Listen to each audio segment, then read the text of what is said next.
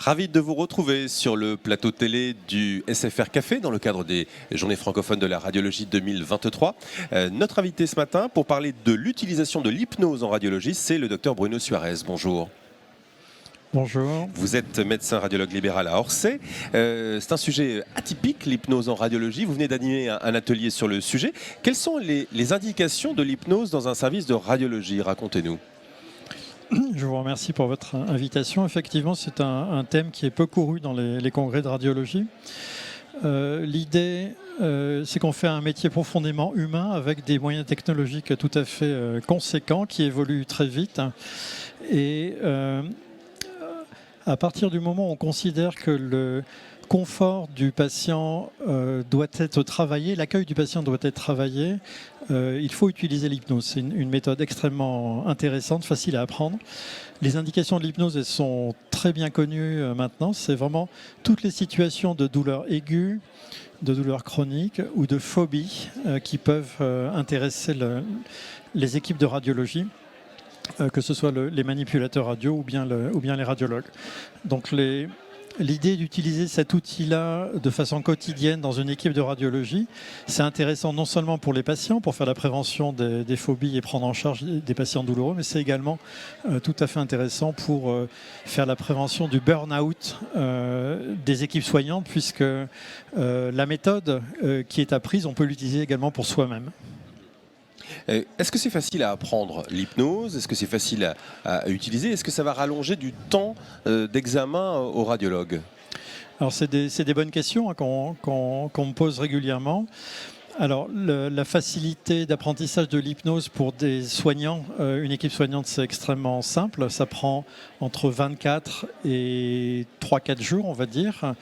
Et cette méthode-là, nous, on a simplifié en fait l'hypnose ericksonienne, qui est l'hypnose classique utilisée par les psychothérapeutes, pour faire un outil tout à fait utilisable par les équipes de radiologie, beaucoup plus simple, beaucoup plus court, et avec une efficacité intéressante pour ce qui nous intéresse, c'est-à-dire obtenir moins de douleur et moins de phobie chez les patients. Donc la méthode est très simple à utiliser, elle est peu coûteuse, donc c'est juste le fait de faire une formation pendant quelques jours avec une méthode qu'on va pouvoir utiliser toute sa vie finalement. Donc l'idée, c'est d'acquérir un outil de communication, de travailler le langage qu'on utilise avec nos patients.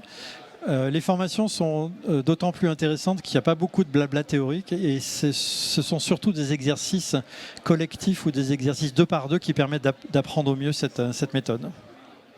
Dans une équipe de radiologie, qui doit se former à l'hypnose? Est-ce que ça va des secrétaires aux manipulateurs, aux médecins?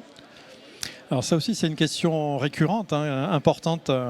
Il faut répondre, je vais y répondre. En fait, l'ensemble de l'équipe mérite d'apprendre l'hypnose. Les secrétaires qui font l'accueil, qui font un travail extrêmement important et souvent qui sont en première ligne effectivement pour affronter les phobies, les angoisses et les douleurs des patients, parce que ce sont elles qui reçoivent les patients. Donc c'est important qu'elles se forment.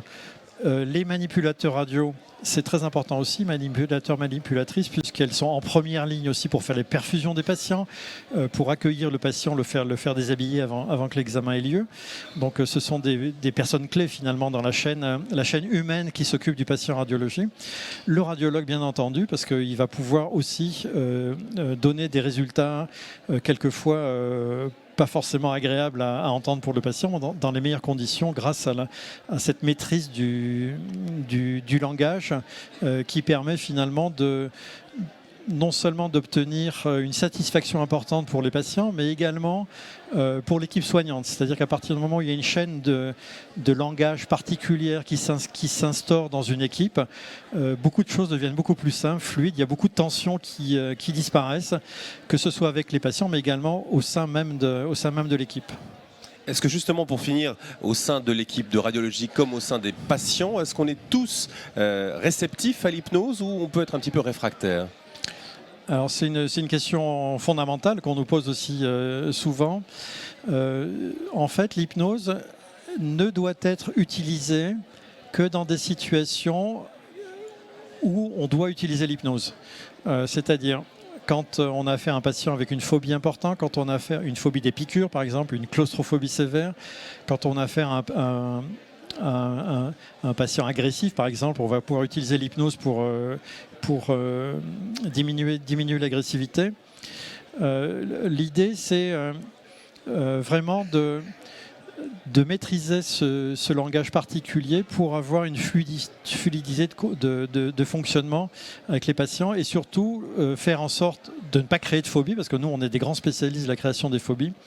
Et puis le deuxième point, avoir des patients qui reviennent avec plaisir passer leurs examens dans les hôpitaux, dans les cliniques ou dans les cabinets de radiologie. Très bien, c'est un sujet passionnant. Merci d'avoir répondu à nos questions, Dr Bruno Suarez, sur ce thème de l'hypnose en radiologie. Très bonne JFR à vous.